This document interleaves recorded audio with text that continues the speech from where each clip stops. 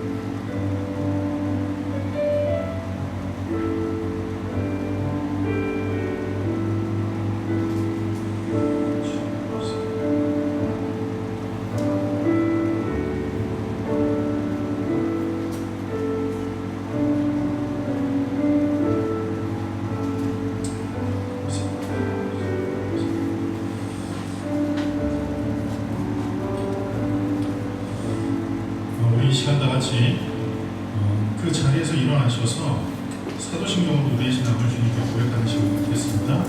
사도신경으로 주님 앞에 우리의 신앙을 고백합니다. 나는 전능하신 아버지 하나님 전지의 창조주를 믿습니다. 나는 그의 유일하신 아들 우리 주 예수 그리스도를 믿습니다.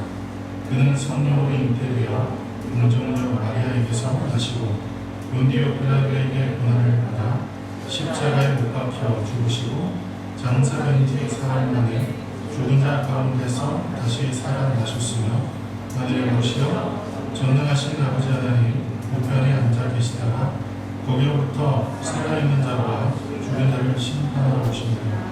나는 성령을 믿으며 거룩한 공교회와 성도의 교제와 죄를 용서받는 것과 몸의 부활과 영생을 믿습니다. 아멘. 우리 다같이 자리에 앉으셔서 찬송가 492장 새로운 찬송가를 435장 나의 영원하신 기억 우리 다같이 찬송드리겠습니다.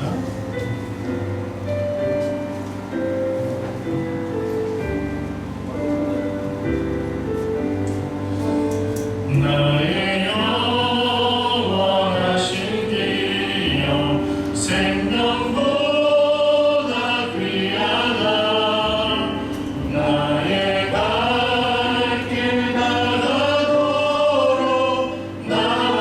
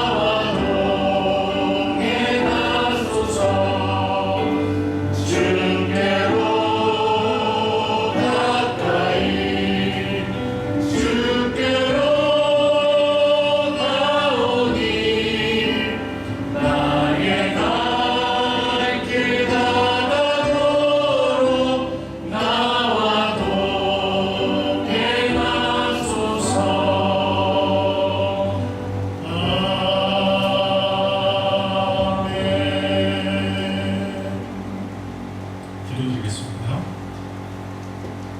사랑과 은혜가 풍성하신 좋으신 하나님, 은혜를 감사드립니다.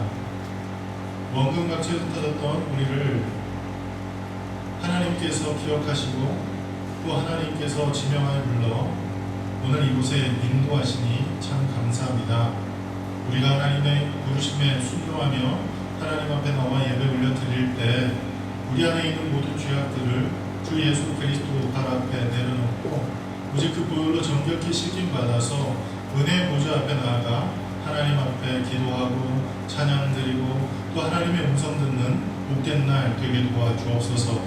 하나님, 오늘 이 시간 우리를 거룩한 성전에 불러 모으실 때 우리 삶의 주변에 여러 가지들을 보게 됩니다. 아직도 해결되지 않은 이 코로나19 사태, 그리고 또 우리 조국 대한민국에는 전쟁의 위협이 드리워져 있고, 그리고 세우신 교회 가운데 큰 위기가 닥칠 것 같은 이러한 그 문제들이 우리의 마음을 불편하게 합니다. 그러한 불편함을 가지고 하나님 앞에 나와 기도하오니 하나님께서 그 모든 것을 하나님의 손길 가운데, 그리고 하나님의 그 능하신 은혜 가운데 다 섭리하심으로, 다 주관하심으로, 하나님의 원하시는 때에 하나님의 원하시는 그 방법으로 이 모든 일이 평강으로 은혜로 다 종식될 수 있도록 주님 도와주옵소서. 그래서 우리가 하나님의 그 성호를 찬양하며 그 하나님의 그 성호를 찬양하는 것이 비단 믿는 우리들뿐만이 아니라 온 우주 만물이 전능하신 하나님께서 이 세상의 모든 것을 통치하시고, 전능하신 하나님께서 이 세상의 모든 것을 다스리시고, 전능하신 하나님께서 온 우주 만물의 왕 중의 왕 되심을 깨달아 알 수 있는 복된 계기 되게 도와주옵시고, 그 일을 통해서 이제는 하나님을 버리고 세상을 향해 나갔던 많은 사람들, 그리고 하나님을 알지 못하여 세상을 즐거워하며 세상을 얻기 위해서 힘썼던 많은 사람들이 이제는 다 영혼의 아버지 곧 하나님께로 돌아와 참된 평안과 참된 기쁨을 누리는 귀한 계기 될 수 있도록 주님 도와주옵소서. 특별히 세우신 교회 우리 부다페스탄의 선교교회를 합니다. 하나님께서 세우셔서 이곳에 하나님의 뜻을 이루시고자 이 공동체를 모으시고 또 굳게 하셨사오니 우리 공동체가 하나님의 뜻을 받들기에 조금도 부족함이 없는 그러한 공동체로 바로 세워지게 도와주옵소서. 우리의 연약함이 어떤 것인지를 바로 알아서 그 연약함을 바로 세우게 하시되, 특별히 우리의 영성이 부족합니까? 그렇다면 주의 말씀 안에서 우리의 영성이 더욱더 풍성해지게 하시고, 또 우리의 헌신이 부족합니까? 그렇다면 헌신할 수 있는 그 열정과 그리고 헌신할 수 있는 환경이 열려지게 도와주시옵시고, 또 우리의 그 모든 일들을 잘 조직화하는 그 부분이 부족합니까? 그렇다면 이 모든 것이 잘 조직화되는 일에 하나님께서 쓰시기 합당한 사람들을 보내셔서 우리 교회가 더욱더 조직화되어서 하나님께서 맡기신 그 일들을 감당하기에 조금도 부족함이 없는 교회로 세워지게 도와주옵소서. 하나님, 코로나19 사태로 장기간 예배를 온라인으로 드렸고, 이제 또 이곳에서 우리가 모여 하나님 앞에 예배를 드림에도 불구하고 아직도 우리의 마음이 하나님의 은혜로 촉촉히 채워지지 않고 성령의 능력으로 충만하지 않습니까? 그렇다면 매일매일 하나님의 은혜를 사모하며 날마다 눈 뜰 때마다 하나님의 은혜를 구하여 성령과 은혜로 늘 충만한 우리 교회 성도님들이 되어서 이제는 그 성령과 은혜로 충만한 일을 통해 하나님께 영광 돌리기에 부족함이 없고 하나님께서 맡기신 일을 감당하기에 부족함이 없는 귀한 믿음의 사람들로 세워지게 도와주옵소서. 오늘 예배 첫 시간부터 마치는 시간까지 하나님께서 함께 하셔서 우리의 모든 그 영육이 주 안에서 회복되며 충만해지며, 또 하나님의 음성을 들을 때 우리 안에 있던 나약함과 연약함과 문제와 그리고 두려움과 그리고 우리의 모든 그 부족함이 주님의 은혜 가운데 새로워지고 또 체험받는 귀한 시간 되게 도와주옵소서. 예수님의 이름으로 감사하며 기도 올리옵나이다. 아멘. 이 시간 함께 은혜 나누실 하나님의 말씀은 출애굽기 15장 22절부터 27절까지 말씀입니다. 이 시간 함께 은혜 나누실 하나님의 말씀은 출애굽기 15장 22절부터 27절까지 말씀입니다. 우리 출애굽기 15장 22절부터 27절까지 말씀을 한 목소리로 다 같이 하시겠습니다. 모세가 홍해에서 이스라엘을 인도하며 나와서 수르 광야로 들어가서 거기서 사흘 길을 걸었으나 물을 얻지 못하고 마라에 이르렀더니 그곳 물이 써서 마시지 못하겠으므로 그 이름을 마라라 하였더라. 백성이 모세에게 원망하여 이르되 우리가 무엇을 마실까 하니 모세가 야훼께 부르짖었더니 야훼께서 그에게 한 나무를 가리키시니 그가 물에 던지니 물이 달게 되었더라.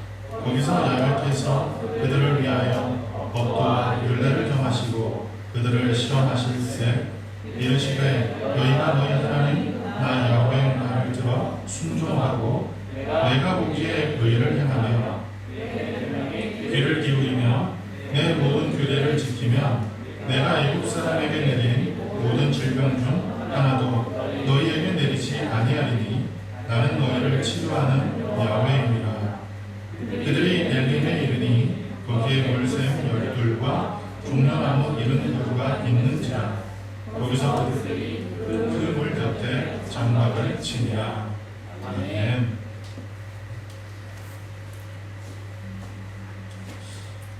오늘 우리가 함께 합독한 이 본문 말씀을 통해서 인생의 위기와 축복의 차이라는 제목으로 함께 은혜를 나누도록 하겠습니다. 우리가 예수 그리스도를 만나서 그리고 그 예수 그리스도를 통해서 구원을 얻는 것, 이것은 우리 인생 가운데 놀라운 변화입니다. 놀라운 변화인데 그냥 어떤 그 머리를 바꾸거나 그 다음에 내가 평상시 입고 다녔던 어떤 그 옷의 어떤 스타일을 바꾸는 그 정도의 차원이 아니라 이것은 우리의 어떤 존재적인 변화를 뜻하는 것입니다. 그래서 성경은 뭐라고 말씀하냐면 우리가 그리스도 예수 안에서 새롭게 태어났다 그렇게 얘기를 합니다. 새로운 피조물이 되었다 그렇게 이야기를 하는 겁니다. 이것은 어떤 의미냐? 결국 예수 그리스도를 통해서 우리가 온전히 변화되었는데 그 변화는 존재적인 변화를 의미합니다. 저는 어려서 교회에서 신앙생활을 할 때 제 의지로 교회를 가야 되겠다 해서 교회를 간 게 아니라 어머니에게 업혀서 이렇게 교회를 가기 시작했어요. 그리고 교회에서 신앙생활을 할 때 또 저희 어머니의 후광 덕에 교회에서 굉장히 이쁨을 받았었습니다. 많은 성도님들한테 사랑을 받고 그리고 또 교회에서 또 항상 인정받는 그러한 아이로 이렇게 성장을 했었습니다. 그렇게 성장을 하는 가운데서 아직 해결되지 않았던 문제가 있었는데 그것은 무엇이었냐면 예수님을 인격적으로 만나지 못했다는 사실입니다. 제가 초등학교 5학년 때쯤 제 친구들을 연도해서 교회 함께 다니기 시작했는데 교회 학교에서 예배가 끝나면 입으로 뭘 하냐면 이 공과 공부라는 걸 하잖아요. 그 공과 공부 시간에 그때 당시 연세로도 한 70 가까우신 권사님이 저희 이 담당 선생님이셨는데 그분이 물어보시더라고요. 구원 받은 사람 손들어 보라고 그렇게 얘기를 하는데 저는 오랫동안 교회를 다녔고 그리고 많은 성도님들로부터 사랑을 받고 그리고 교회에서도 참 착실한 아이로 인정받았던 그런 제 자신인데 그 질문을 받고 난 후에 이 손을 들 수 있는 어떤 자신감이 없더란 말이에요. 그런데 제 인도를 받고 교회를 나온 제 친구들이 교회를 나온 지 얼마 안 됐는데 그 이야기를 듣더니 갑자기 손을 번쩍 드는 거예요. 저는 들지 못하고 있는 그 상황에서 제 친구들이 이렇게 손을 딱 드는데 이게 창피하기도 하고 그리고 굉장히 또 이게 뭐지? 라는 생각도 들기도 하고 그리고 안 되면 안 될 것 같은 그런 생각도 들어서 저 스스로 합리화를 하기 시작했습니다. 어떤 합리화를 했냐면 내가 그동안 교회를 이 정도 다녔는데 이 정도쯤이면 이 구원을 받지 않았을까? 내가 교회를 다니면서 성경도 많이 알고 그리고 또 교회에서 나름 칭찬을 받는 그 아이였으니까 이 구원을 얻지 않았을까? 라는 생각을 하면서 구원의 확신이 마음 가운데 생기지는 않았지만 손을 들었던 기억이 있습니다. 그런 그 가운데서 신앙생활을 해나가는 과정에서 이 중학교 올라가서 중학교 1학년 때 교회에서 부흥회를 했었습니다. 그 부흥회를 통해서 제가 회개를 하게 되고 구원의 확신을 얻게 되고 그리고 성령의 기름 부으심을 받는 놀라운 은혜를 체험하게 됐죠. 그리고 그때 하나님께서 주신 은혜를 따라서 마음 가운데 감동이 돼서 이런 고백을 했어요.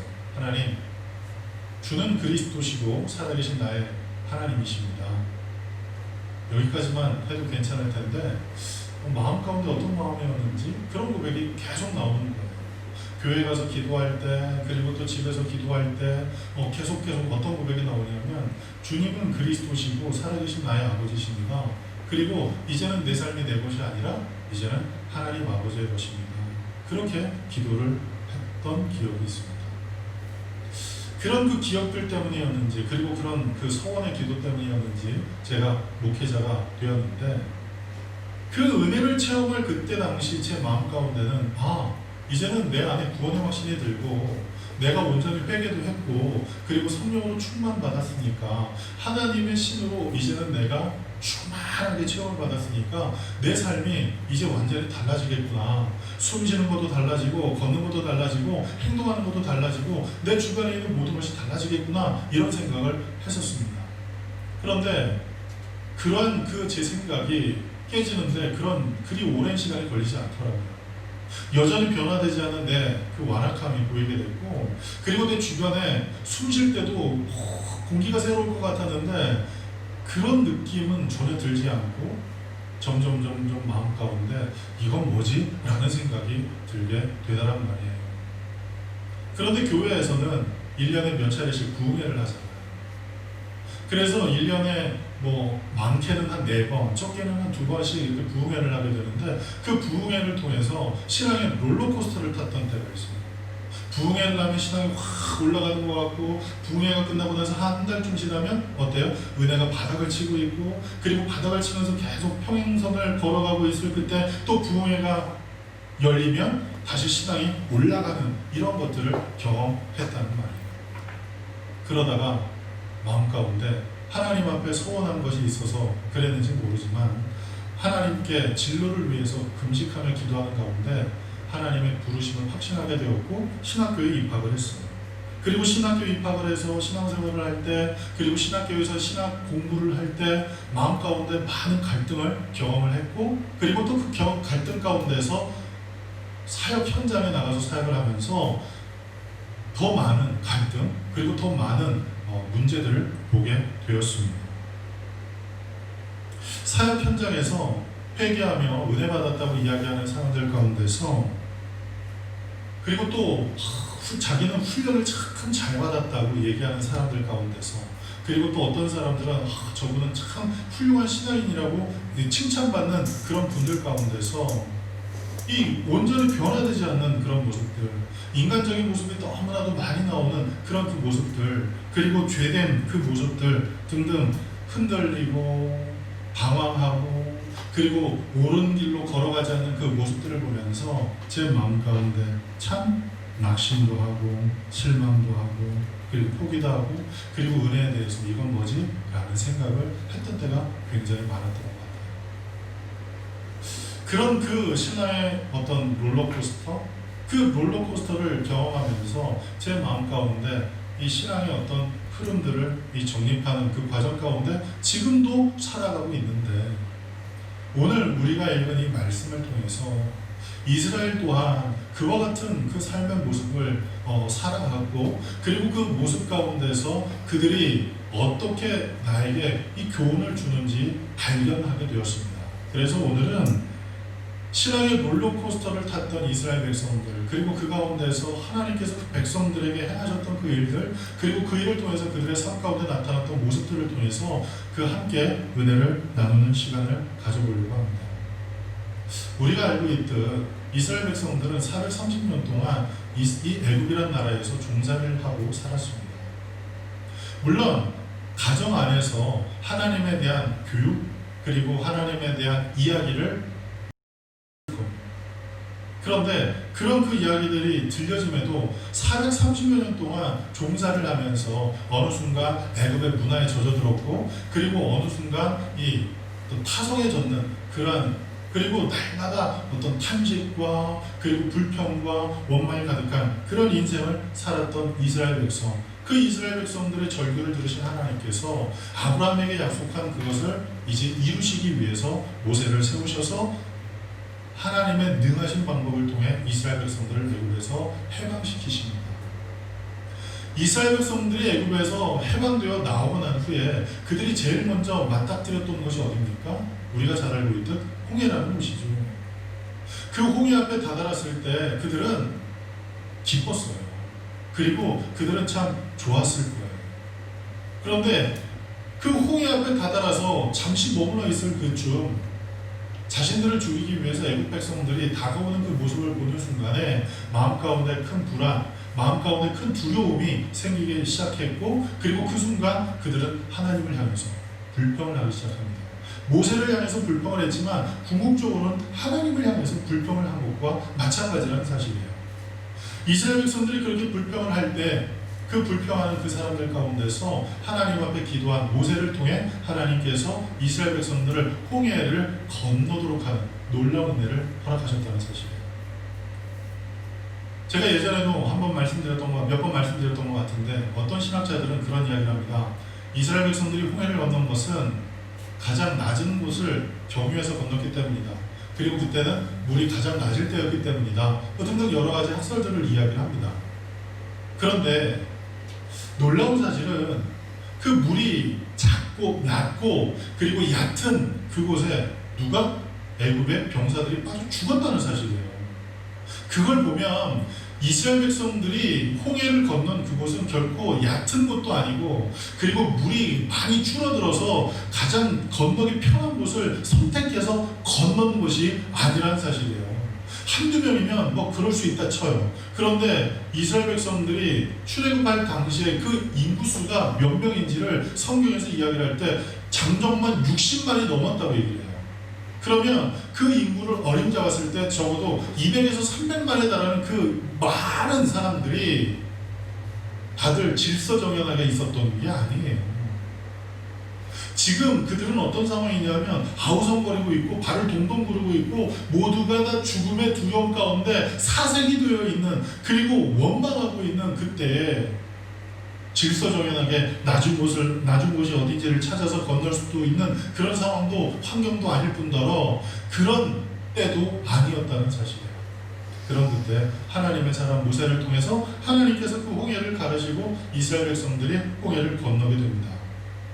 이스라엘 백성들이 홍해를 다 건너고 난 후에 애굽 사람들이 이스라엘 백성들을 죽이기 위해 이 홍해를 건너는 순간 양쪽으로 갈라졌던 그 물길이 다시 하나로 헛치면서 그 곳에서 애굽의 백성들, 애굽의 군사들이 수장을 당했다는 사실이에요. 이러한 이 사건을 두고 사도 바울은 고린도전서 10장에 이렇게 표현을 합니다. 고린도전서 10장 1절부터 2절에 이렇게 표현을 해요. 형제들아, 나는 너희가 알지 못하기를 원하지 아니하노니 우리 조상들이 다 구름 아래 있고 바다 가운데로 지나며 모세에게 속하여 다 구름과 바다에서 세례를 받고, 이렇게 표현을 해요. 이스라엘 백성들이 홍해를 건넌 것이지만 그것에 대해서 해석한 사도 바울은 무엇이라고 얘기를 하냐면 세례를 받았다, 침례를 받았다, 이렇게 표현을 하고 있다는 사실이에요. 우리가 침례 언제 받아요? 침례 안 받으신 분 계신가요? 침례 안 받으신 분 거의 없으시죠? 다 침례 혹은 세례 받으셨죠? 우리가 세례 언제 받습니까? 내가 예수 그리스도께서 나의 구주이심이 믿어질 때, 그리고 그 마음 가운데 그것이 확실해질 때 우리는 세례를 받지 않습니까? 그 세례는 어떤 것을 우리에게 드러내냐면 이전에 내 삶은 죽고 이제는 예수 그리스도 안에서 내가 새로운 생명으로 거듭났습니다라는 것을 세례를 통해서 많은 사람 앞에, 그리고 또 온 우주 만물 앞에 드러내는 것, 그것이 세례라는 사실이에요. 그것은 어떤 것이냐? 내가 이제는 새로운 사람으로 거듭나겠다, 내가 이제 새로운 사람이 되었다는 것, 그것을 드러내는 것이에요. 결단이 그 안에 들어가 있다는 사실이에요. 마찬가지로 이스라엘 백성들이 홍해를 건넜다. 그리고 그것에 대해서 사도 바울이 이야기하기를 그것은 침례의 사건, 그 세례의 사건과 똑같은 것이다. 그렇게 이야기를 한다면 그 이스라엘 백성들이 홍해를 건너고 난 후 그들은 어떤 사람들이 되었느냐? 이제는 하나님을 믿는 사람, 그리고 하나님을 찬양하는 사람, 그리고 하나님의 뜻에 순종하는 사람, 그리고 이제는 나는 더 이상 애굽의 종이 아니라 자유인으로서 하나님의 자녀로서 세상을 살 것이라는 그 결단이 그 홍해를 건너는 사건을 통해서 나타났다는 사실이에요. 이처럼 이스라엘 백성들이 그와 같은 놀라운 그 사건을 경험하자 어떤 변화가 일어납니까? 사람들이 기뻐 춤추기 시작합니다.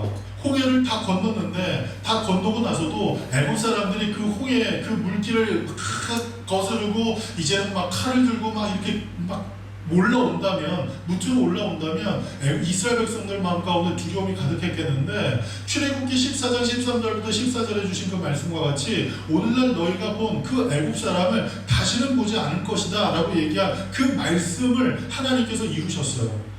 그 홍해 안에서, 그 홍해라는 그 바다, 그 강 안에서 애국 사람들이 다 수장을 당하게 된 거예요. 그 모습을 지켜보던 이스라엘 백성들이 기뻐했고 감격했고 그들은 놀라움을 금치 못했단 말이에요. 그리고 그 놀라움을 금치 못한 그 순간 미리암이라는 사람이 시를 지어 하나님을 찬양을 합니다. 하나님의 능하신 그 능력이 말과 탄자를 멸하셨다라고, 그리고 우리를 그 가운데서 건지셨다라고 그렇게 찬양을 하게 됩니다. 이와 같은 이 놀라운 은혜, 그 놀라운 능력 가운데 그들이 이제 어떤 사람으로 하나님을 믿고 하나님을 의지하고 하나님을 따를 수 있는 사람으로 자기 스스로가 변화된 것을 결단하고 드러내는 그런 그 의식을 거쳤어요. 출애굽기 14장의 마지막에 보면 이렇게 끝이 납니다. 그 홍해를 갈랐다. 그리고 애굽의 그 군사들이 다 수장을 당한 그 모든 엄청난 그 사건, 그 사건의 마지막이 이렇게 표현되고 그 마무리가 됩니다. 14장 31절이에요. 이스라엘이 야훼께서 애굽 사람들에게 행하신 그 큰 능력을 보았으므로 백성이 야훼를 경외하며 야훼와 그의 종 모세를 믿었더라. 아멘. 뭐라고요? 하나님의 능력을 보고 하나님의 행하신 일을 보므로 그들이 이제는 결단한 거예요. 하나님을 믿는다. 나는 하나님을 믿는다. 그리고 하나님께서 세우신 우리의 리더, 나는 모세를 믿는다. 그렇게 결심을 했습니다. 이때 이 믿음은 어떤 믿음이었느냐?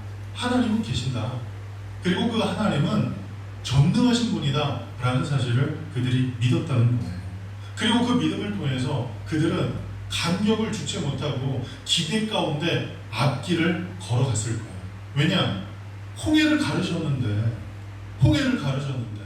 그래서 이스라엘 백성들 마음 가운데 비록 우리가 지금 광야에 있지만 앞으로 우리는 꽃길을 걸을 것 같다 라는 기대를 했을지 몰라요. 왜요? 하나님께서 우리와 함께 하시니까 우리는 꽃길을 걸을 수 있다. 비록 광야지만 꽃길을 걸을 수 있다. 그런 생각을 했을지도 몰라요. 그런데 이러한 기대, 이러한 고백, 이러한 소망, 그것이 처참히 무너지기에는 3일이라는 시간밖에 소요가 되지 않았어요. 왜냐? 하나님께서 모세를 통해서 이스라엘 백성들을 수르 광야로 인도하십니다. 수르 광야에서 3일 동안 계속 걸어요.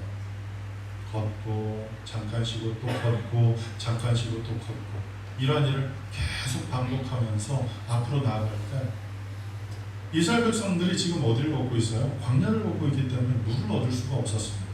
그리고 양식을 얻을 수가 없었어요. 양식을 얻을 수 없는 것도 굉장히 괴로운 일이지만 여러분, 물을 얻을 수 없는 것은 정말 더 괴로운 일이에요. 금식을 할 때 어때요? 여러분 경험 있으시죠? 금식할 때 어때요?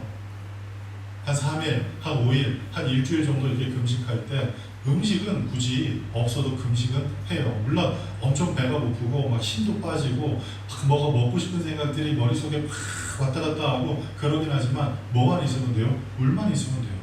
그래서 물을 마시면서 일주일 금식도 한단 말이에요. 어떤 분들은 물을 마시면서 40일도 금식을 한단 말이에요. 그런데 이 물을 얻지 못함으로 이스라엘 백성들이 원망하기 시작합니다.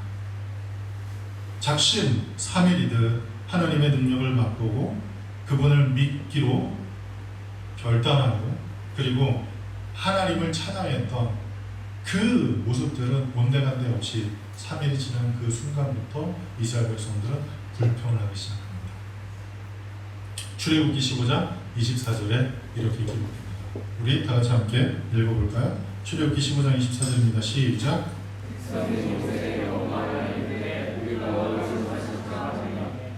아멘. 백성이 원망하기 시작해요.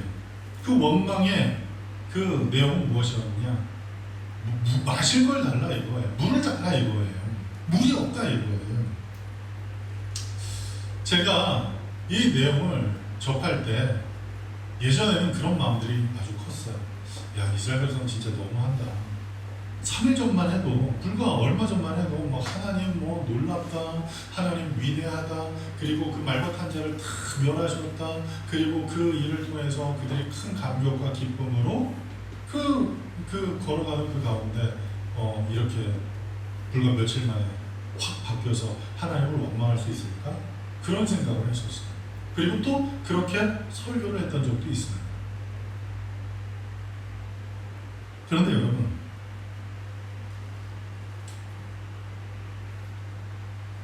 그 모습 가운데 제가 제 모습을 발견한 거예요. 제 모습을 발견한 거예요. 야, 나도 이스라엘 백성과 별반 다를 게 없구나. 좋을 때는 하나님 감사합니다, 하나님 놀랍습니다, 하나님은 위대하십니다, 이런 고백을 하는데 잠깐 만나는 그 어려움으로 인해서, 그리고 생각지도 않았던 큰 문제로 인해서 불평하고 원망했던 때가 너무도 많았어요. 아까 말씀드렸던 신앙의 이 롤러코스터가 너무나 많았던 거예요. 은혜가 충만할 때는 막 하늘을 나는 것 같고 공기가 보는 것마다 다 아름다워 보이는 그런 그 순간이 오래되지 못하고 며칠 안 있으면 다시금 내 마음은 황폐화되어 있고, 그리고 여전히 죄악을 생각하고 있고 짓고 있는 그런 그 나의 모습을 보게 되는 거예요.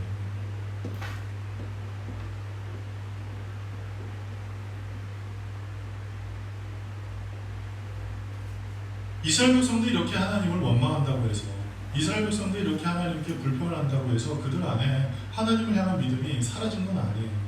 하나님에 대한 지식이 사라진 건 아니에요.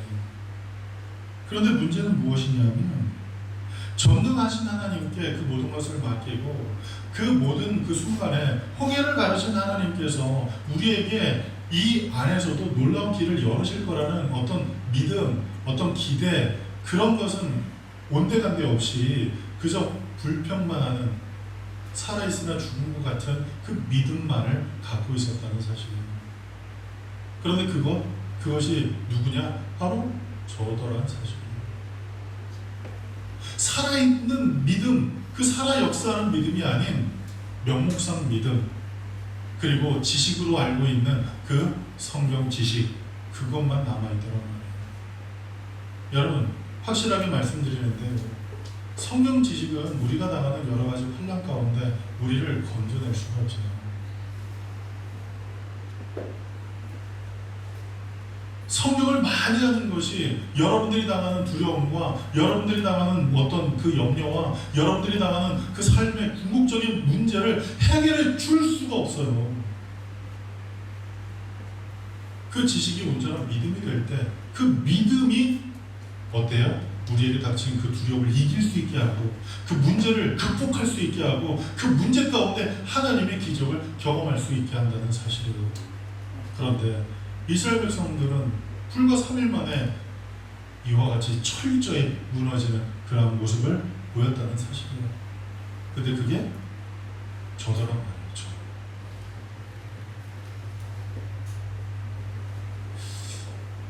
근데 이스라엘 백성들이 당한 지금 이 문제는 어떤 것인가? 가만히 생각해 보니까 뭐 저녁을 먹었는데 먹은 게 체해가지고 막 소화가 안 돼서 막 그 뭐 피가 잘 안 돌아가지고 막 답답하고 막 몸이 괴로운, 그리고 혹은 잘못되어가지고 뭐 화장실 들락달락하면서 설사하는 그런 그게 아니에요.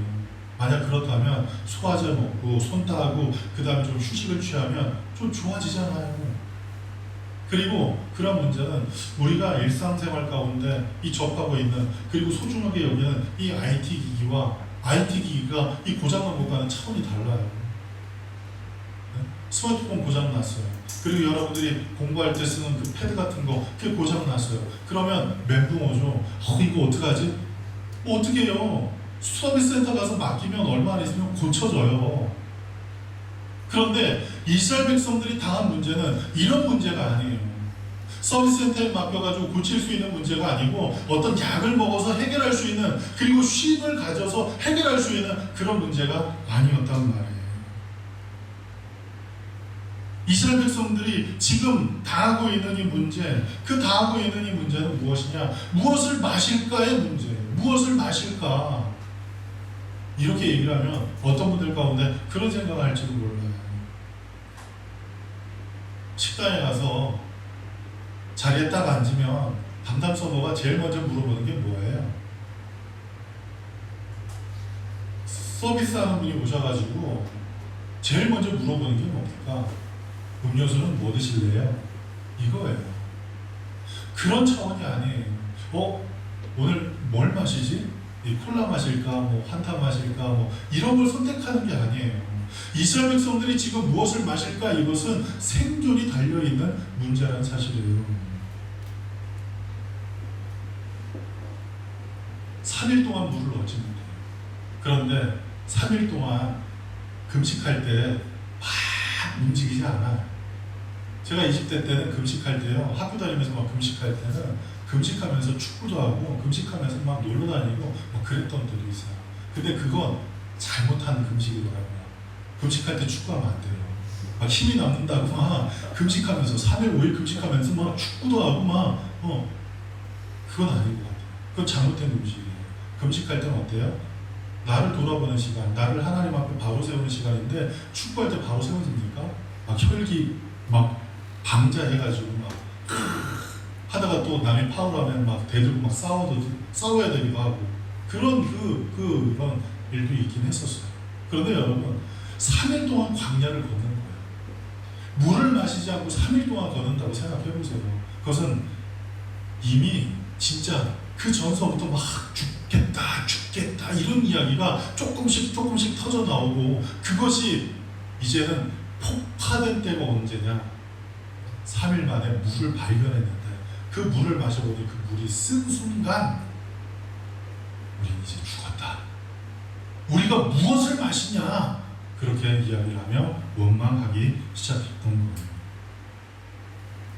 아무리 자신들이 눈으로 본 하나님이 위대하고 크고 놀라우시다 해도 당장의 삶의 위기가 닥칠 때 우리는 생존의 문제 앞에서 너무나도 나약하고 초라한 존재가 되어버린다는 사실이에요.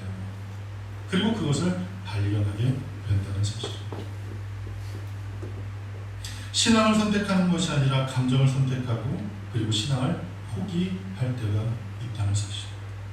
현실 앞에 믿음은 어쩔 수 없다고 생각하고 나아가 하나님도 어쩔 수 없고 하나님께서도 다 이해하실 거라고 자기 스스로를 위안하면서 믿음의 길을 잠깐 유보하는 경우가 얼마나 많았습니까? 그런데 그 순간 하나님께서 선택한 모세는 달라도 뭐가 좀 달랐던 것 같아요. 모세는 어떻게 했어요? 하나님께 부르짖었어요. 하나님께 부르짖었어요. 그리고 그 부르짖는 순간 하나님께서 그에게 응답하셨습니다. 출애굽기 15장 25절부터 26절입니다. 우리 다 같이 함께 합독해 보겠습니다. 시작.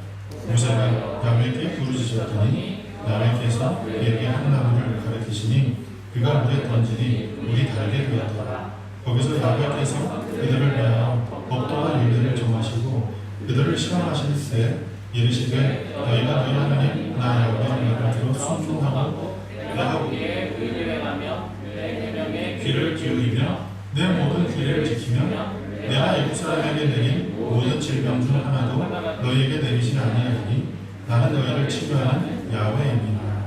아멘. 하나님께서는 그 가운데 불평하는 그 수백만에 달하는 그 사람들의 그 원성과 불평, 그 소리 가운데서 기도하는 한 사람의 그 기도를 들으셨다는 사실이에요. 그리고 들으신 하나님께서 그것에 합당한 방법으로 응답을 내리셨다는 사실. 여기서 우리는 세 가지 교훈을 얻게 되는데, 첫 번째로 온전한 신앙생활은 듣는 것이다라는 겁니다. 여러분, 신앙생활은 말하는 게 아니라 신앙생활은 듣는 거예요. 로마서 10장 17절에 뭐라고 얘기합니까? 믿음은 어디서부터 나와요? 들음에서 난다라고 얘기했어요. 믿음은 들음에서 나요. 내 생각대로 내 마음대로 하는 것이 신앙생활이 아니에요. 하나님의 말씀을 먼저 듣고 그 들은 그것이 내 마음 가운데 감동이 돼서 감동된 그것을 따라 순종하며 사는 것, 이것이 바로 신앙생활이라는 사실입니다. 그래서 들음이 없이 행해지는 신앙생활은 우상숭배와 다를 것이 없어요. 내 생각대로 하는 게 우상숭배예요. 내 마음대로 하는 게 우상숭배예요. 아, 이럴 거야, 이러면 좋아할 거야, 그러면서 행하는 것, 그것이 우상숭배라는 사실이에요. 성경에 보면 몇몇 대표적인 사건들이 있어요. 가인과 아벨이 처음으로 하나님 앞에 제사를 드릴 때 가인이 어떻게 하나님 앞에 제사를 드렸어요? 가인이 하나님 앞에 드린 제사는 자기가 소득한 이 곡식들을 하나님께 드렸어요. 하나님께서 요구하시는 제사의 방법이 아닌 자기의 편의대로 하나님을 섬겼다는 거예요. 아, 그건 불편해. 아, 그건 내가 없으니까. 아, 그거 구하려면 힘드니까. 그렇게 하려면 복잡하니까. 그냥 내가 수확한 곡식, 그건 지금 내 수중에 있으니까 드리기 편해요. 그리고 그 곡식은 잘라서 그냥 드리면 된 거예요. 그런데 가축을 가져와야 되고, 가축을 잡아야 되고, 가축을 각을 떠야 되고, 또 가축을 또 불을 태워서 또 향기를 올려드려야 되는, 이 얼마나 복잡하고 번거로운 일입니까? 자기가 편한 대로, 자기가 원하는 대로 제사를 드릴 때 하나님께서는 그 제사를 기뻐하지 않으셨어요. 그리고 이스라엘의 초대 왕이 하나님으로부터, 하나님의 사람 사무엘로부터 명령을 받습니다. 그런데 명령을 받고 전쟁에 나가려고 그러는데, 전쟁에 나가서 다 이겼는데 하나님의 사람 사무엘이 이거 안 오는 거예요. 기다려도 안 와요. 그래서 어쩔 수 없이 자기에게 있는 가장 소중한 것들을 구별해서 하나님 앞에 제사를 드렸어요. 그 순간 그렇게 기다려도 안 오던 사무엘이 마치 드라마처럼 확 나타나면서 뭐라고 얘기합니까? 지금 뭐 하는 겁니까? 그럴 때 사울이 얘기를 합니다. 내 하나님께도 아니고 당신의 하나님께 지금 제사 드리는 거 아닙니까? 그렇게 이야기를 해요. 그런데 그 제사를 드리는 순간 주변에 많은 가축 울음이 들려요. 가축도 다 죽이라고 했는데 왜 그걸 살려뒀습니까? 그럴 때 당신의 하나님께 제사를 드리기 위해서 그걸 살려놓은 겁니다. 그 이야기를 할 때 사무엘이 뭐라고 얘기를 합니까? 하나님께서는 우양의 기름보다 즐겨 순종하는 사람의 제사를 기뻐하신다고 얘기합니다. 그리고 그 일로 인해서 사울은 왕 위에서 하나님의 그 마음에서 이 왕 위에서 폐위가 되는 그러한 계기가 됐던 거예요. 신앙생활은 내 생각대로 하는 게 아니에요. 내가 하고 싶은 대로 하는 게 아니에요. 하나님의 말씀을 즐겨 듣고, 그리고 그 말씀이 내 마음 가운데 감동이 되어지는 그것을 따라 행하는 것, 그것이 신앙생활인 줄 믿으시기 바랍니다. 교회에서 이렇다고 해서, 교회에서 저렇다고 해서, 그리고 교회에서 좀 그 사람들한테 칭찬받는 신앙인들이 그렇게 한다고 해서 그걸 따라하는 것, 그것이 신앙생활이 아니에요. 하나님의 말씀을 들어요. 먼저 들으세요. 그리고 들으시고 난 후에 그것이 내 마음 가운데 감동이 되어야 돼요. 그리고 그것이 내 마음 가운데 믿음이 되어야 돼요. 그러지 않고 그것을 행할 때 어떤 일이 벌어지는 줄 아세요? 사도행전 4장에 어떤 사건이 나옵니까? 아나니아와 삽비라 사건이 나오지 않습니까? 당시 초대교회에 이상한 어떤 이 운동이 일어났어요. 그 운동이 뭐냐면 자기에게 있는 것을 팔아서 가난한 사람들에게 나눠주는 그런 일들이 교회에서 막 일어난 거예요. 근데 그게 한두 명이 하는 게 아니라 그게 교회의 어떤 그 흐름이 돼버린 거예요. 메인스트림이 된 거예요. 그런데 그 상황에서 교회에서 나름 좀 유지라고 생각하는 어떤 어떤 영향력을 끼치려고 하는 그 사람이 있었는데 그 사람이 누구냐면 바로 아나니아와 삽비라라는 사람이에요. 근데 많은 사람들이 그렇게 하고 있는데 자기가 안 그러면 안 될 것 같아서 자기에게 있는 소유를 다 팔았어요. 그런데 그걸 다 제자들 발 앞에 갖다 놓고 그것을 가난한 사람들에게 나눠주려고 생각하니까 너무 아까운 거예요. 그리고 우리는 어떻게 살아? 이런 생각이 드는 거예요. 그래서 반은 땅에 묻어두고 반을 가지고 와서 그것을 드릴 때 베드로가 묻습니다. 뭐라고 물어요? 뭐라고 물어요? 이게 다냐? 그렇게 물어요. 베드로가 그렇게 물은 건 야, 다 팔고 와. 다 팔아서 나한테 다 드려. 이런 의미가 아니에요. 이미 하나님의 성령께서 베드로를 통해서 말씀하셨고 알게 하신 거예요. 하나님을 속이는 것, 하나님을 기망하는 것을 알았던 거예요. 여러분, 교회에서 그런 분위기가 막 있다고 해도 내 마음 가운데 감동이 안 되면 하지 마세요.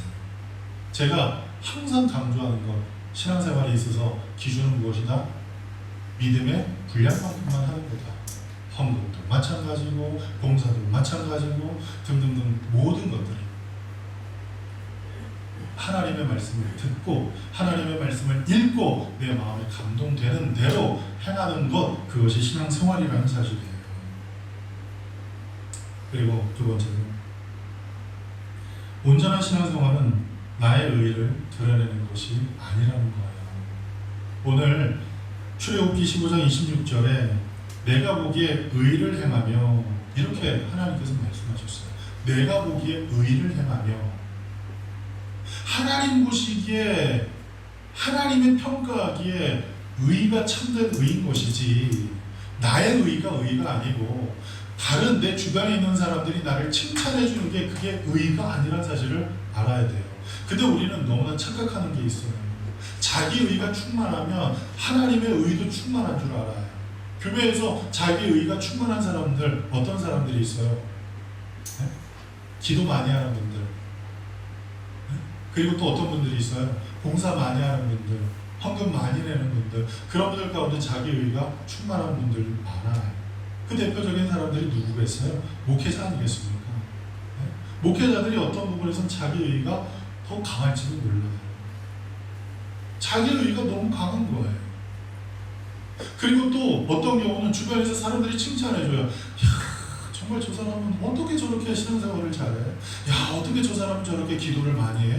야, 어떻게 저 사람은 성경을 저렇게 많이 알아? 그래서 박수 쳐주면 그게 자기의 어떤 의의가 되는 거예요.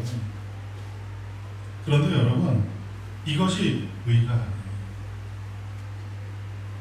오늘 성경에서 말씀하고 있는 의의는 하나님께서 인정하시는 의의, 하나님께서 칭찬하시는 의의가 진정한 의의라는 사실을 아시길 바랍니다. 신앙생활에 있어서 하나님께서 인정하시는 의의, 그것은 무엇일까요? 하나님께서 인정하시는 의의, 하나님께서 칭찬하시는 의의, 그것은 무엇일까요? 로마서 1장에 그 해답이 나와요. 기록된 바 나의 의의는 오직 믿음으로 사는 것이다. 그거예요.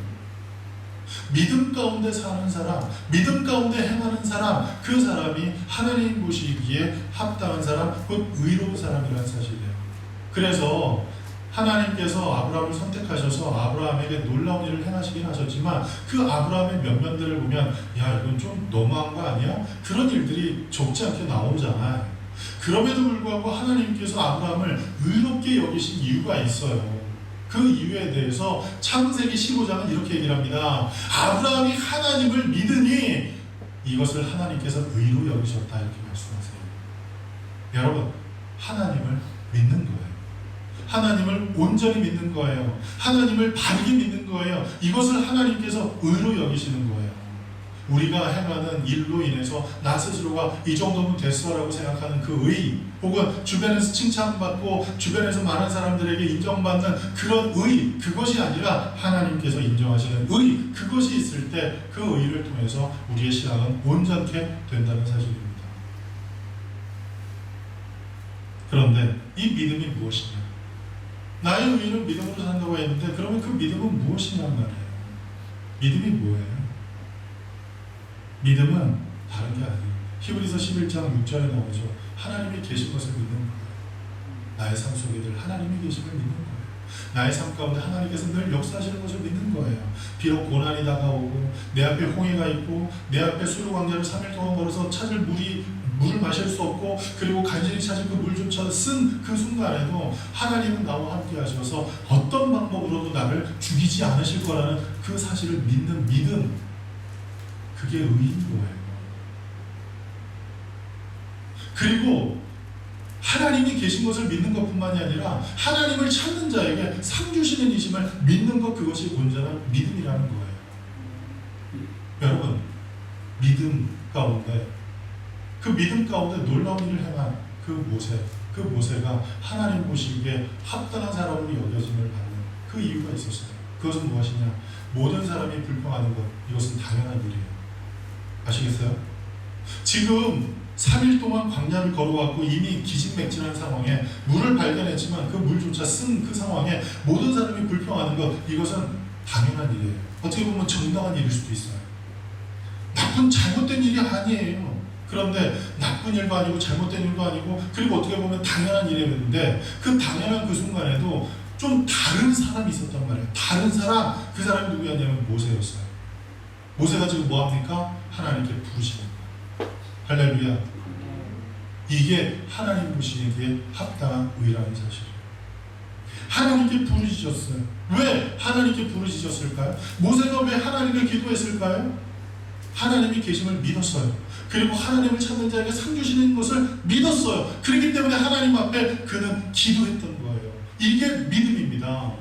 여러분, 우리가 앞으로 살아가는 그 삶의 모든 과정 가운데 혹 지금 우리가 당하는 이 팬데믹 상황, 그리고 또 우리 조국 대한민국 남북의 어떤 그 긴장, 그리고 우리 주변에 있는 또 세계 경제 어떤 그 위기 등등 여러 가지로 인해서 우리가 느끼고 있는 어떤 위기 상황이 예전하고 양상이 다르잖아요. 그리고 느껴지는 무게감이 틀리잖아요. 그래서 마음 가운데 야, 이거 될까? 이러다가 진짜 끝나는 거 아니야? 그런 상황이 느껴지는 그 순간에서도 하나님은 나와 함께 하신다.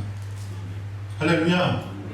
나와 함께 하시는 하나님 앞에 내가 기도하면 그 불평하는 모든 사람, 근심하는 모든 사람, 그리고 모두가 두려워 불안하며 그 불안을 불평으로 떠드는 그 수십여 개 많은 사람들의 이야기 가운데서도 믿음을 갖고 기도하는데 이 기도를 하나님은 들으신다는 것, 그 들으신 것을 응답하신다는 그것을 믿을 수 있는 사람, 그리고 그 믿고 행할 수 있는 사람, 그 사람을 하나님은 의로 여기신다는 사실을 아셔야 됩니다. 그럴 때 하나님께서 그에게 응답하셔서 놀라운 기적을 행하시죠. 이제 세 번째예요. 이 모든 상황을 보고 우리가 깨달아야 할 것은 우리 인생에 있어서 위기와 축복의 차이는 그렇게 크지 않다는 거예요. 위기와 축복의 차이는 그렇게 크지 않다는 거예요. 중국 속담의 위기는 위험과 기회가 같이 오는 걸 위기라고 한대요. 위험과 기회가 같이 오는 거예요. 그게 위기라는 거예요. 여러분, 이스라엘 백성들이 지금 위기 가운데 있어요. 그 위기는 자신들이 자처한 게 아니라 그냥 따라왔더니 죽게 된 거예요. 따라왔더니 죽게 된 거예요. 그러니까 불평하는 거죠. 누가 막 데리고 나가라 그랬어요? 가자 하니까 막 사람들이 따라왔고 막 가니까 동달아 따라왔단 말이에요. 따라왔는데 물도 없고 마실 물을 먹었더니 그게 쓴 그 상황에 이스라엘 백성들이 불평을 한 그때에 그들은 큰 위기 가운데 놓여 있었단 말이에요. 그런데 하나님께서 하나님의 사람 모세, 그 모세 그를 들어서 한 기적을 행하시는데 나뭇가지를 그 쓴물에 넣자 그 쓴물이 단물로 바뀌게 되었어요. 그런데 놀라운 일이 벌어집니다. 쓴물이 단물이 된 것도 놀라운 일인데 하나님께서 그곳에서 이스라엘 백성들의 그 목마름을 채우시고 난 후에 그곳에 계속 머물도록 하신 게 아니라 이게 어떻게 하셨어요? 어떻게 하셨어요? 그 사람들을 다시 이끄셨어요. 하나님의 구름이 그들을 이끕니다. 그들을 이끌어서 어디로 갔어요? 엘림이라는 곳에 도착합니다. 엘림에 도착했더니 그곳에는 종려나무가 있고 그곳에는 물샘이 터져나오는, 한마디로 말해서 낙원이 그들 앞에 놓여 있었던 거예요. 보세요. 3일 전에는 홍해를 건너 3일 후에는 불평을 했는데 불평을 하고 난 후에 하나님의 기적을 체험한 그들이 이제는 엘림이라는 축복된 장소로 갔다는 사실이에요. 어때요? 위기와 기회가 멀리 있는 게 아니죠. 차이가 큰 것이 아니죠. 위기를 넘자마자 그들 앞에 축복이 예비되어 있었다는 거예요. 엘림이라는 뜻은 큰 나무라는 뜻이에요. 작은 나무를 통해서 은혜를 받았던 그 이스라엘 백성을 하나님께서 그곳에 그냥 머물러 있도록 한 게 아니라 큰 나무가 있는 곳, 그리고 그 나무가 있는 그곳에서 어때요? 쉬고 회복할 수 있도록 은혜를 주시는 거예요. 시편 1편에 어떤 사람이 보기 때 복 있는 사람은 시절을 쫓아 과실을 많이 맺는 사람. 시절을 쫓아 과실을 많이 맺을 수 있는 이유는 뭐예요? 그들이 물가에 심겼기 때문이에요. 작은 나무를 통해서 은혜를 경험했던 그들이 큰 나무가 있다는 의미는 뭐예요? 쉴만한 물가가 있다는 것이죠. 그런 곳으로 하나님께서 인도하셨어요. 근데 놀라운 사실은 여기서 끝나지 않아요. 여기서 끝나지 않아요. 이스라엘 백성들이 엘림 사건 이후부터 날마다 무엇을 공급받기 시작하냐면 만나를 공급받기 시작해요. 할렐루야. 이스라엘 백성들이 엘림 사건 이후부터 만나를 공급받기 시작하는데 이 만나는 무엇입니까? 하나님의 생명이 우리에게 임하는 거예요. 하나님의 말씀이 우리에게 임하는 거예요. 일용할 양식이긴 했지만 만나는 하나님의 말씀이었어요. 왜요? 말씀대로 안 하면 그 만나는 사라지는 거기 때문에. 여러분 그거 아시죠? 하나님의 말씀대로 새벽에 나가서 이 들판에 있는 그 이슬같이 생긴 거 그걸 막 이렇게 걷어요. 그거 거둘 때 어떻게 거두라 그랬어요? 하루 먹을 것만 거두라 그랬는데 그걸 막 욕심으로 막 많이 거두면 그게 자기 텐트 안에서 썩어서 결국 버리게 되잖아요. 그리고 그 일로 많은 사람들에게 부끄러움을 당하게 되는 일이 되었잖아요. 그래서 만나는 일용할 양식이기도 했지만 궁극적으로 하나님의 말씀이었어요. 그래서 살 것이 아니라 하나님의 입에서 나오는 말씀으로 산다고 하신 그것을 하나님께서 그들에게 가르치기 위해서 이스라엘 백성들에게 만나를 내리셨어요. 40년 동안 하루도 빠짐없이 하나님의 말씀으로 그들을 영육간에 먹이시고 마침내 가나안으로 인도하셨습니다.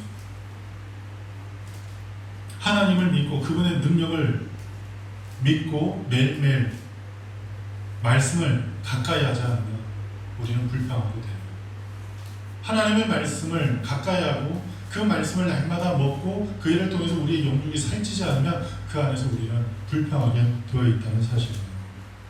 그래서 여러분, 우리 삶 가운데 있는 이 위기와 축복의 차이, 그 축복의 차이를 만드는 가장 기본적인 게 무엇이냐? 작은 실천. 그 작은 실천이 무엇일까? 하루를 시작할 때 말씀을 시작합니다. 그리고 하나님 앞에 기도하는 것. 이게 큰일이 아니에요. 작은 일이에요. 작은 일. 그런데 이런 작은 일을 통해서 우리의 영혼이 수정되고 우리의 삶 속에 있는 위기가 변화되어서 그 말씀이 내게 주시는 위로, 말씀이 주시는 소망, 말씀이 주시는 담대함으로 그 위기를 극복하면 그 위기를 뛰어넘는 순간 우리에게 엘림이 준비되어 있고 그 엘림 사건 이후에 만나의 역사가 일어났듯 우리의 삶 가운데 놀라운 기적이 나타나게 된다는 사실입니다. 사랑하는 성도 여러분, 우리 인생 가운데 다가온 이 위기, 그 위기는 위기가 끝이 아니에요. 그 위기 가운데 하나님께서 주실 놀라운 축복은 우리가 상상할 수 없는 그 상상 이상의 것들을 하나님께서 예비하시고 우리가 생각하는 방법, 우리가 바라는 어떤 그때 그것이 아닌 하나님께서 원하시는 방법으로 하나님께서 원하시는 그때에 놀랍게 우리의 삶 가운데 역사해 주실 거예요. 하나님께서 주신 그 위기 축복의 차이는 불과 멀지 않고 백지장 한 장 정도 차이, 그 정도밖에 안 된다는 사실을 기억하면서 이 위기를 하나님의 은혜 가운데 승리할 수 있는 믿음 가운데 승리할 수 있는, 하나님의 의 가운데 승리할 수 있는 우리 복 있는 성도님들 되시기를 간절히 축복합니다. 기도하겠습니다. 사랑하시는 하나님, 은혜와 사랑을 감사합니다. 오늘 주신 그 은혜 가운데, 오늘 주신 그 귀한 역사 가운데 날마다 우리의 삶을 이끄시고 이끄시는 그 귀한 일을 통해서 하나님 앞에 날마다 믿음 가운데 서게 도와주옵소서. 우리의 신앙이 날마다 롤러코스터처럼 신앙의 업이 있고 신앙의 다운이 있는 그 상황에서 업다운을 너무나 많이 경험하여 우리 마음 가운데 이제는 황폐하고 파성에 젖어버리는 그러한 신앙의 삶을 살고 있지 않습니까? 주님, 그러한 신앙을 이제는 깨뜨려서 살아 역사하는 믿음, 살아 역사하는 신앙의 삶을 살아갈 수 있도록 하나님께서 주신 오늘 이 말씀을 마음 가운데 깊이 생각하여 이제는 하나님의 말씀을 듣는 일에 우선하게 하시고, 그리고 들은 그것을 믿음 가운데 실행하는 그 삶을 통해 마침내 우리 앞에 다가와 있는 그 위기가 축복으로 변화되는, 그 위기와 축복의 사이에서 하나님의 축복을 바라볼 수 있는, 경험할 수 있는 복된 성도님들 되게 도와주옵소서. 예수님의 이름으로 감사하며 기도드렸습니다. 아멘. 여러분, 오늘 말씀을 기억하면서 이 시간 우리 하나님 앞에 기도하는 시간 갖겠습니다. 마음 가운데 조용히 묵상하면서 하나님 앞에 기도하시겠는데요. 오늘 말씀에 내려주신 은혜, 그것이 무엇입니까? 그것은 다름이 아닌 하나님의 말씀을 들으라는 겁니다. 그리고 하나님의 은혜를 따라 하나님의 의를 드러내라는 겁니다. 그리고 축복과 위기는 그리 멀지 않다는 사실이에요. 그 사실이 내 마음 가운데 확실히 믿어지므로 어떤 순간에서든지 승리하는 삶으로 하나님께 영광 돌리게 하옵소서. 우리 결단하며 하나님 앞에 이 시간 기도하는 시간 갖겠습니다. 기도합니다.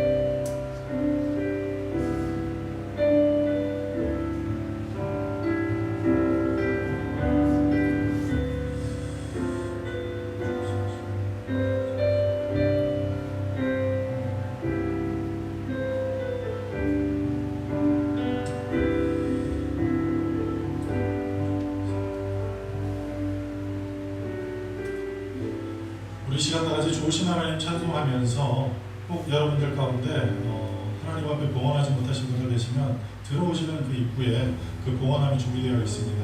거기에 봉헌을 해주시면 되겠습니다. 우리 좋으신 하나님 찬양하겠습니다.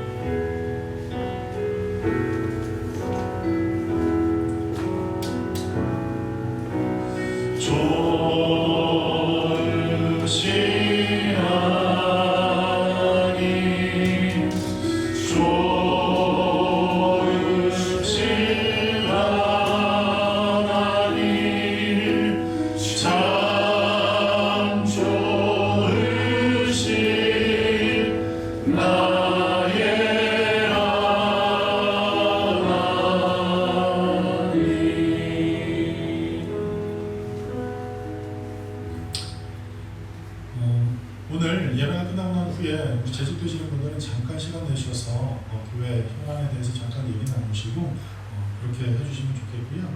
그리고 3월달, 4월달, 5월달, 6월달 새해 맞으신 분 그 기재되어 있는데 앞에 나와서 이렇게 축하하고 축복하는 그런 시간을 갖기는 좀 어려울 것 같아요. 그래서 이렇게 선물을 준비했고요. 그 선물과 오늘 또 생일이어서 이렇게 또 미역국도 또 끓이는 것 같아요. 그래서 함께 식사하는 그런 시간도 가졌으면 좋겠고요. 그리고 지금 많은 나라에서 다시금 우려하고 있는 것이 제2차 확산되고 있는 거 아닌가, 코로나19가 다시 확산되는 거 아닌가, 그런 우려를 지금 이야기하고 있어요.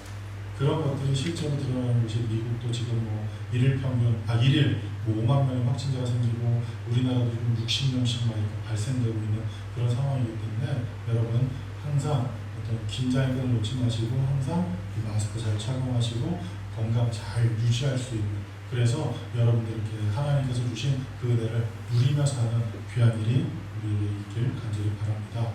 제가 드린 예물을 위해서 기도하고 축도하고 예배 마칩니다. 사랑하시는 하나님의 은혜를 감사합니다.